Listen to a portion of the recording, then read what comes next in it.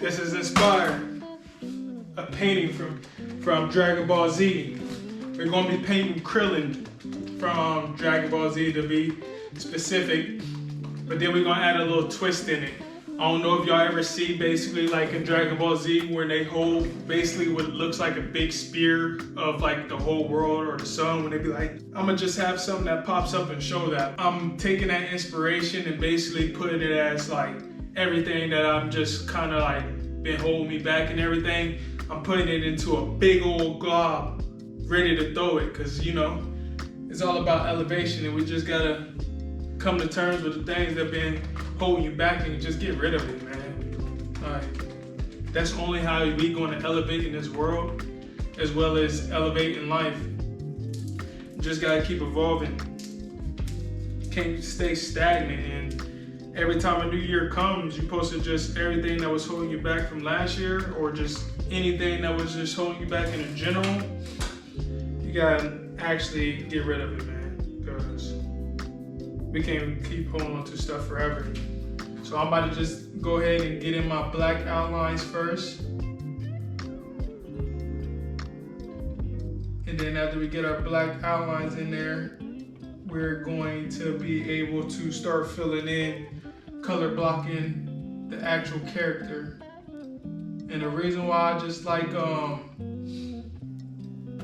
actually putting the black lines before like just doing any color and stuff is just because I feel like, which I know a lot of other artists feel the same way, but sometimes you can lose your lines and everything, have to worry about trying to figure out where your lines was. So it's almost the same thing as with tattooing. Like, we go ahead and put our lines down, and then we do all the shading and coloring after. But the great thing about with the painting and everything, if you, let's say I do end up losing my lines, I can always just go back and fix it up. Definitely when it comes to acrylic painting, you always can go right back over it and paint over your mistakes. But we don't say any mistakes. It's just always part of the process of creating. But let me put this in a time lapse because it's going to take some time with actually filling this all in.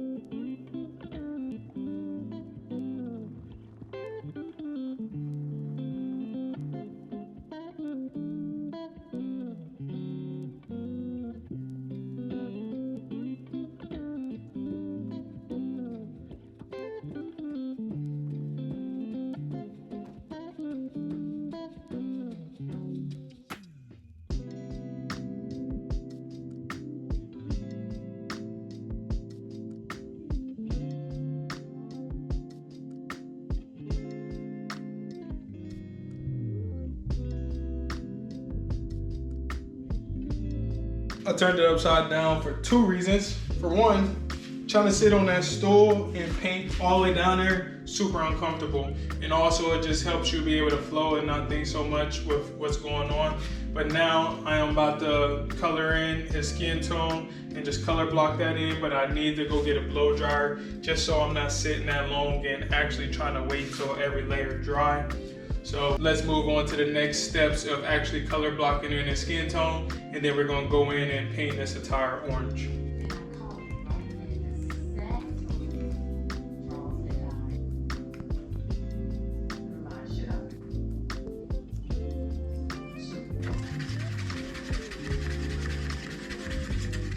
All right, so I forgot where I was at, where I was talking before. I mean, I remember the last thing I said was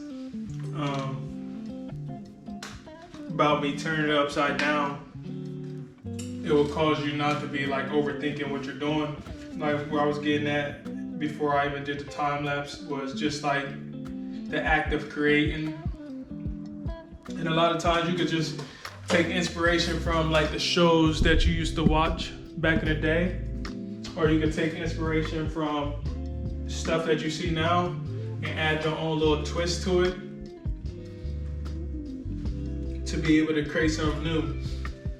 And like I said all the time, like I was always just painting when a commission was like being paid for. Like that was the only time I was really creating, and it kind of like made me not like it too much. Like don't get me wrong, I like painting for people.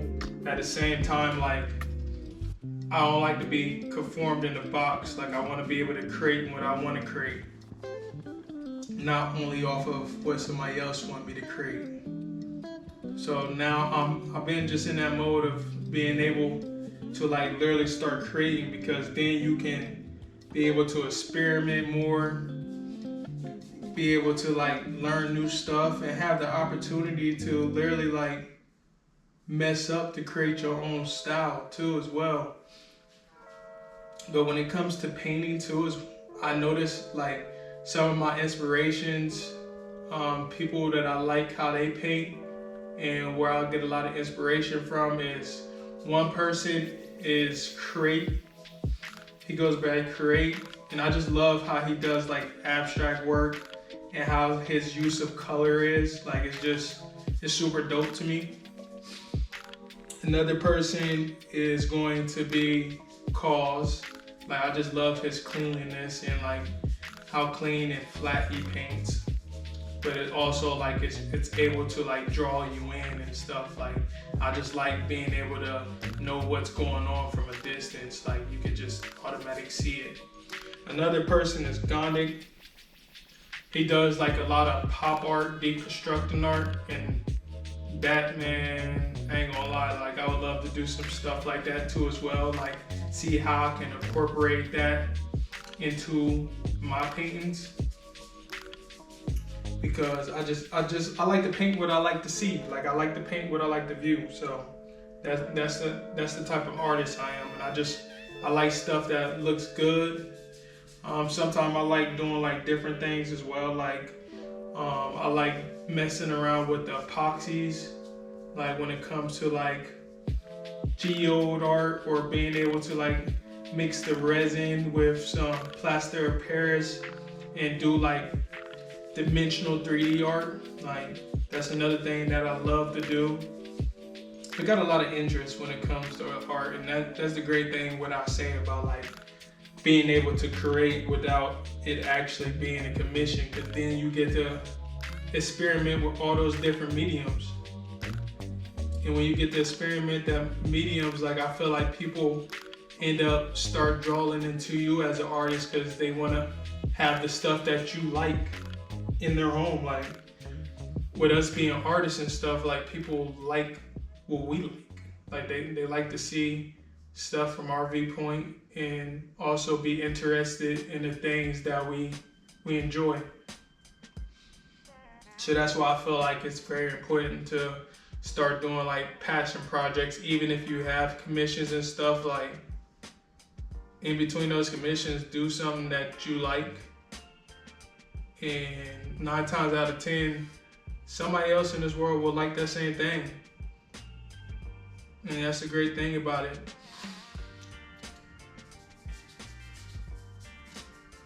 But if you're trying to paint to make money too, do stuff that you know people like. Like people like Dragon Ball Z. I like Dragon Ball Z.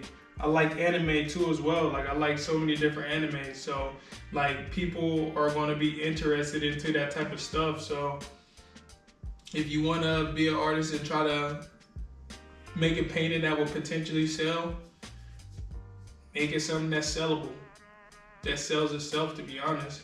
Because people always going to have an interest in something. And it's even better if y'all got the same interest, because then they can understand where you were going with what you were doing.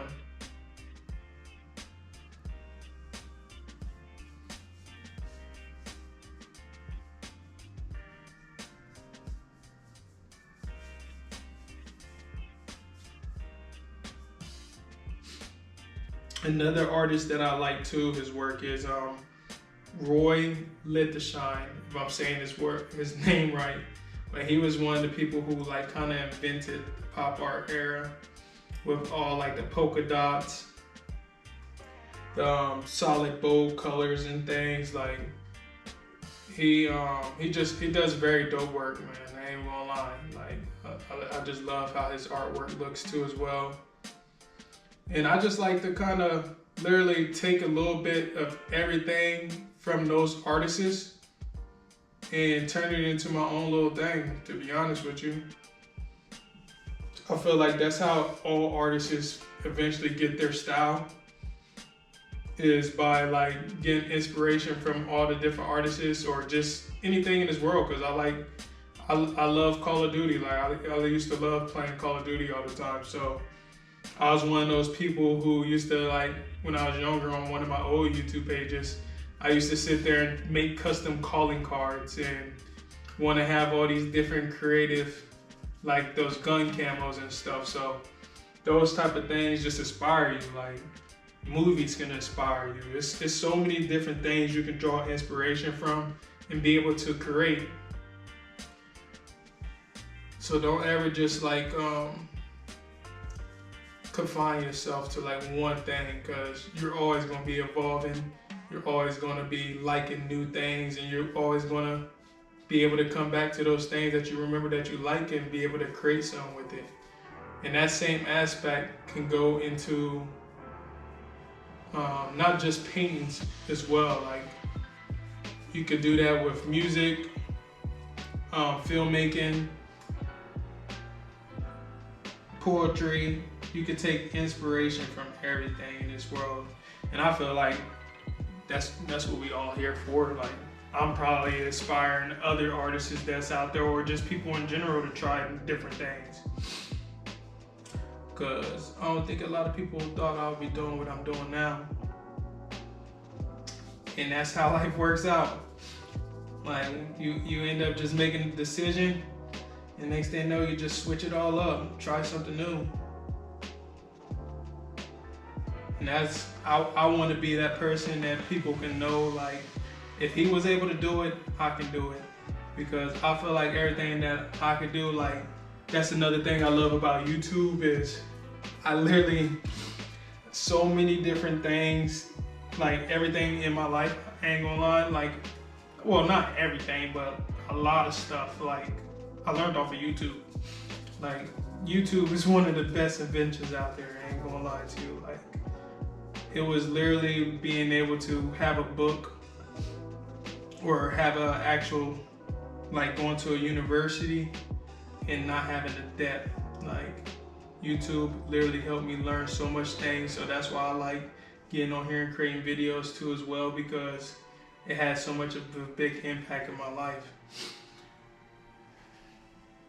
And I'm a visual learner when it come to things. And then when I can visually see how something's done, I can actually do it myself. So man, literally, if I can do this, you can do it. You just gotta practice. Like, it's not always about being gifted or super talented. It's about just having the will to actually try something new and not be afraid of being bad at it when you first start. Like, everything's not supposed to be good the first time you do something. That's how you learn and stuff. So if you're willing to literally just keep going at it and not giving up and just sticking to it, man, anything's possible for you. You just gotta do it. You gotta stick to the plan, and the plan is to continue growing and inspiring and creating. And then repeat, rinse and repeat. Wake up the next day, do the same thing. Until we die.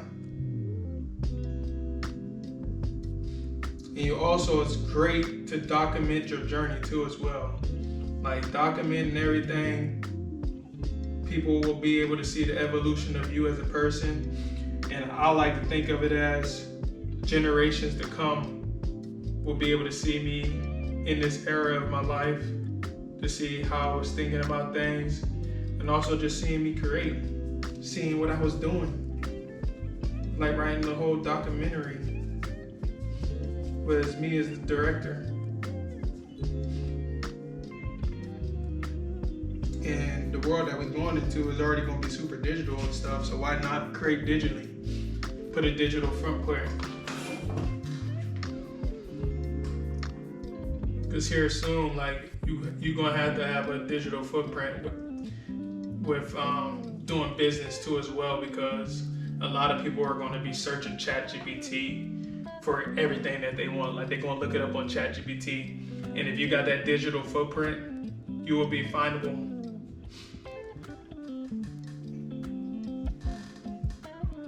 So the more digital footprint you have, the more potential business you're gonna get. And the more potential people are gonna be able to learn from you too as well. Like somebody might search up on ChatGPT how to customize shoes. And I for sure hope that Sticky Nation pops up first. Like it's a whole lot of great customizers out here in the world too as well. But I wanna be one of those greats too that people can learn from. But it starts with me setting up a digital footprint and me putting in that work too as well, because this is gonna be like 1, 2, 3, 4, 5, 6, 7. I probably got less than 15, 20 paintings.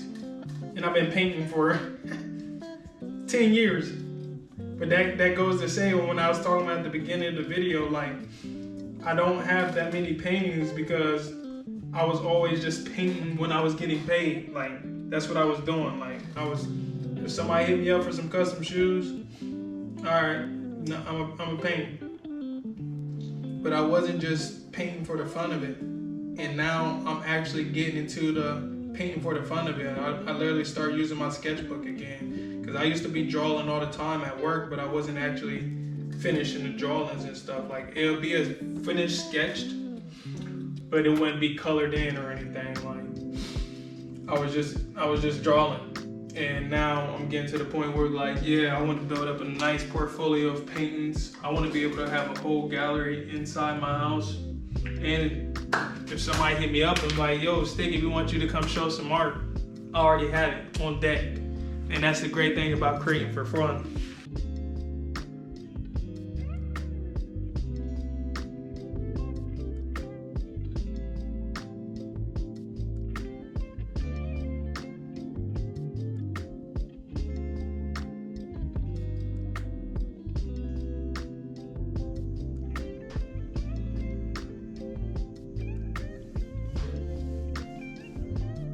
So I'm about to just put this into a time lapse just to show you guys me actually filling this all in. But I definitely like using like bigger brushes, even for like the smaller areas, just to help out with like brush strokes, as well as just learning how to just be comfortable with your tools or using what you got. Like I have smaller brushes, but I feel like if you can use the bigger brush and be able to like know how to use the brush, it just helps you think less and have a smoother paint process, just because you don't have to always worry, oh, let me go get the smallest brush or something. Like if you really need that small brush, use it. Some people I've seen line with flat brushes just to give like a thicker line. They use it and turn it sideways.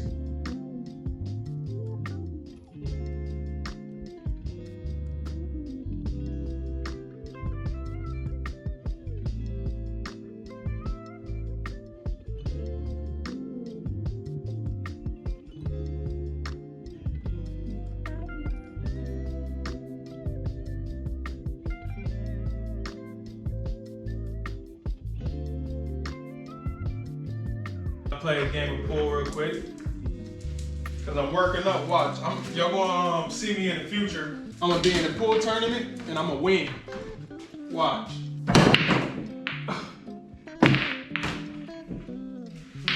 All right, so we got a double whammy with the solids, so that's what we about to play this time. Man. Boom. That was a close one. We're going to hit it right here. Look at that. We're going to try to hit this red right here. Bank shot.